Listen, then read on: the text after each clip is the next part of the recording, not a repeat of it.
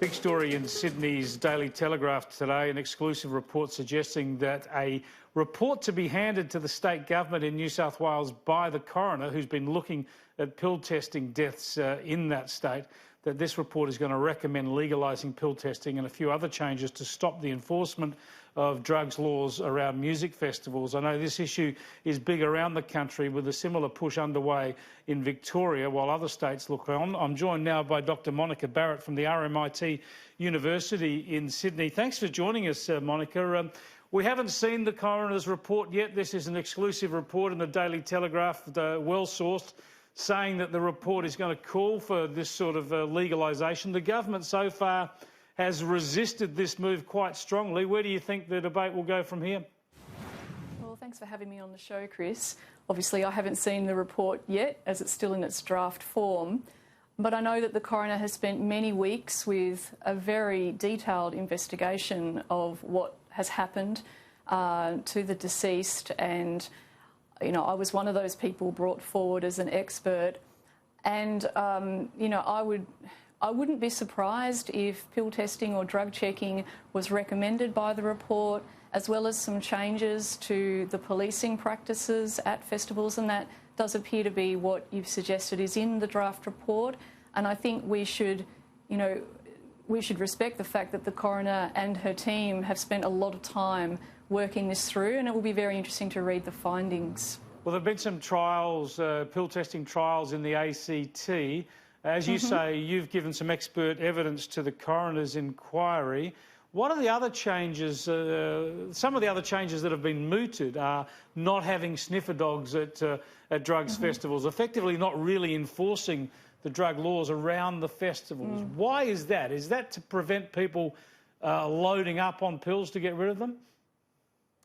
I don't believe that the coroner will recommend that there would be no policing or no enforcement of any of the laws. Obviously, these are the laws of our country, and it's important that we do have law enforcement there to help us to keep things safe.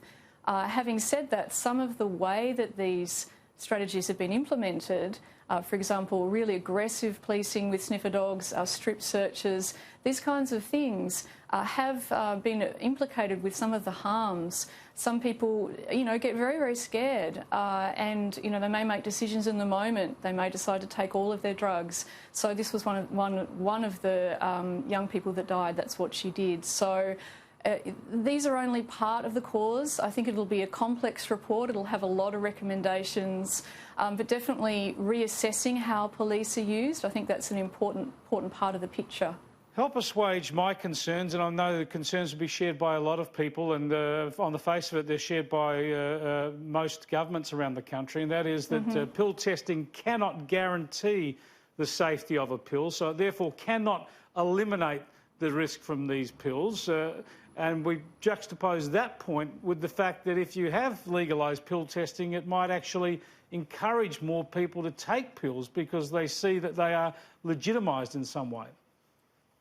I think this is a real concern about legitimation, and what I would say is that I think people who are opposed to pill testing, as well as people who are keen to have a pilot of pill testing, like myself, I think we understand, or we share the reality that there is no safe use of drugs. There is no way of eliminating all of the risks of illegal drug taking. So that's the first thing I think we all agree on.